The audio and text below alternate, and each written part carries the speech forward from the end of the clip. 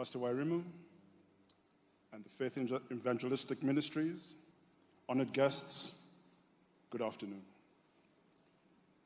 Before I begin, and I can see he's gone now, I was not personally aware that the Honorable Odinga recommended the hospital in Boston to my father.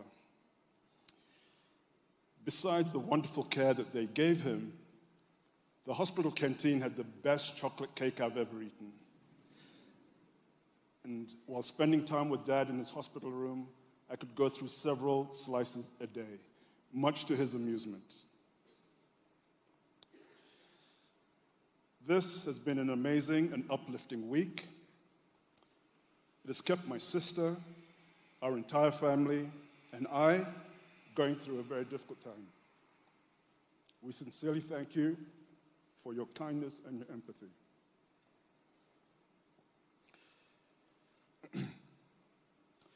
You've all told amazing stories about his generosity, his intelligence, his work ethic, but there's perhaps one thing that hasn't been mentioned to its fullest, and it may come as a surprise to many of you. Dad loved a good argument, especially with me. After I left Kenya to go to university and later on to work, I'd come home every so often on holiday, and we established a little routine between us. The night I was leaving home to go back to work or to university, whatever it was, we'd have dinner together at home, either just the two of us or with some family members around. We'd almost always get into an argument about something. It was our manly Kirubi way of telling each other that we'd miss each other.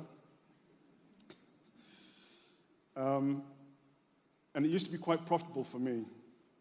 Before I stormed off and got in the car, he'd always make sure at the end of the argument that my pockets were filled with either US dollars or pounds. I remember one particular discussion. I asked Dad, have you ever thought of what you will do when you retire from work? I blame my youth and naivety at the time. As you can imagine, things went downhill very quickly. I'll spare you the blow-by-blows, but we got into a very technical discussion about the definition of work. Dad was extremely vocal and clear that what I did at DHL was work. There was absolutely nothing about what he did every day that could be classified as work. That conversation came rushing back to my mind over the last few days. As he annoyingly always was, Dad was right. The thing is, though, I've heard a lot about loss. And personally, after this week, I refuse to accept that we have lost anything. As I look around this wonderful church, I recall the individual conversations I've had with many of you at home, all the wonderful tributes from everyone. My sister and I, our whole family, have not lost anything.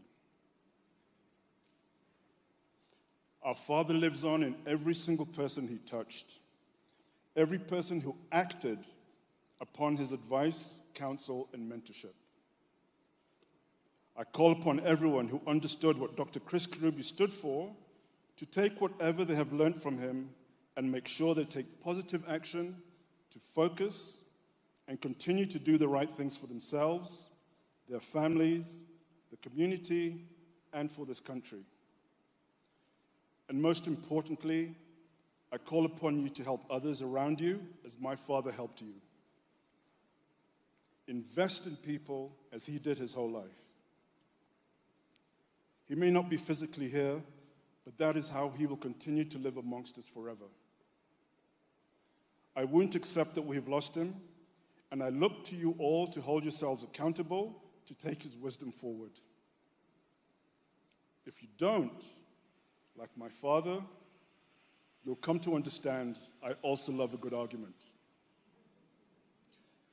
To quote Mark Twain, the two most important days in your life are the day you were born and the day you find out why. My father, Dr. Chris Kirubi, found out why very early in life, and he spent his life expressing that reason to and through all of us. Let us all honor his reason in Jesus' name. Thank you.